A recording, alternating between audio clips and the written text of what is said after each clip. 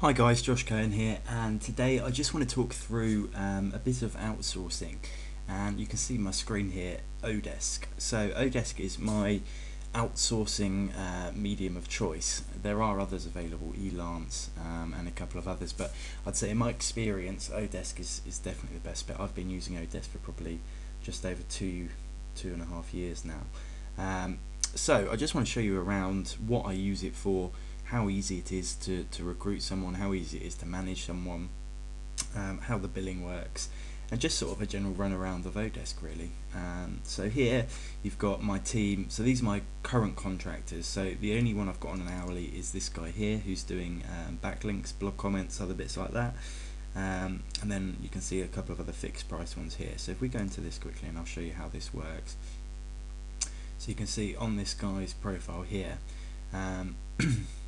so his weekly limit, he's got 10 hours a week to backlink, and he's being paid $2 an hour, which doesn't seem like much, I know, but in India it is absolutely fine. So I'm just trying to find out. Right, so when they're on a weekly, an hourly budget, you can actually see their time, their work diary. So let's see when he last did some work. Okay, Sunday. Okay, Saturday, there we go.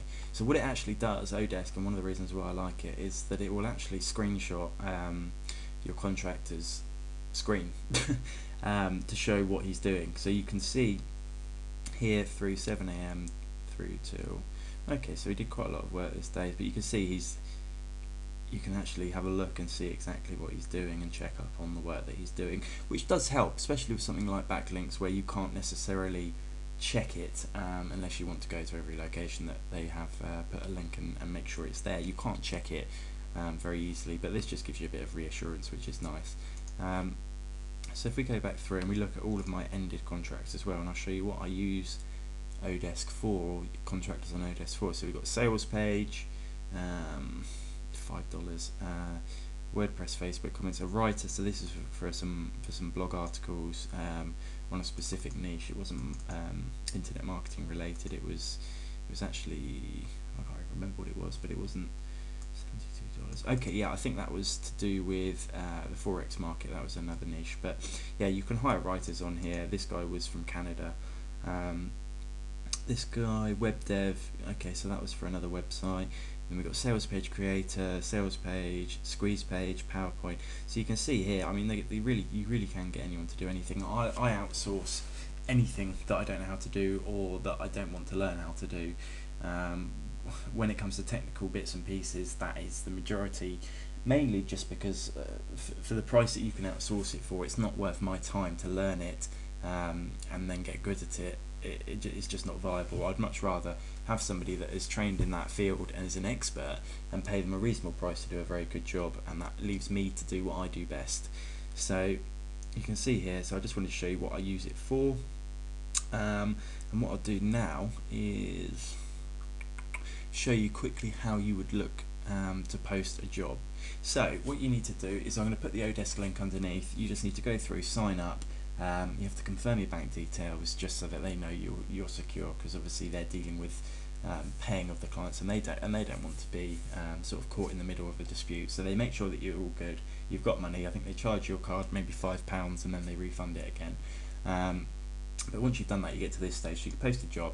If you want to click in here, you'll see category, subcategory, job title. So the job title you want to make nice and clear. You've got to remember that the majority of the contractors that you're going to be using are based, India, Pakistan, the Philippines, and English isn't their first language. So you've got to make sure that it is very clear.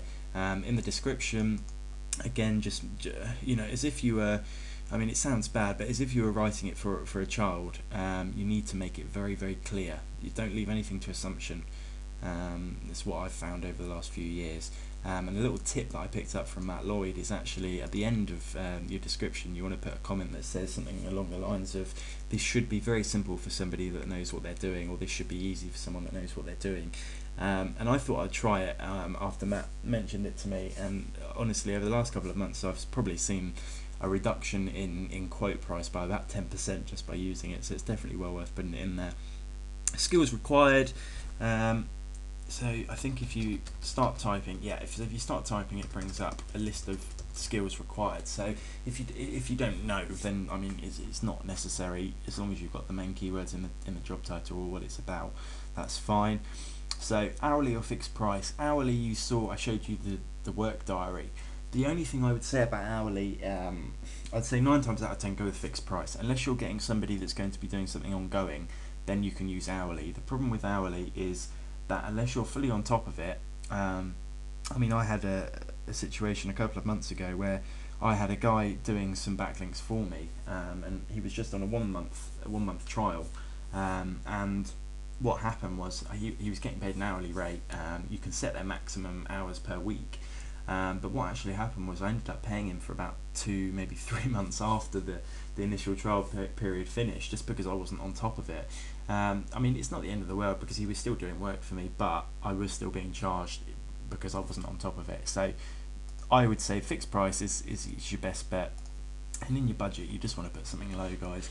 I mean, if you put something high, you're going to get people coming in above it, the same as if you put something low. So I always go for the bare minimum. You know, it would almost be an insult to pay somebody that, but you don't end up paying someone that. There is negotiation after that stage. If you're not comfortable doing it like that, by all means, put a slightly higher budget in. But what I like to do, put a low budget in, and then negotiate from there.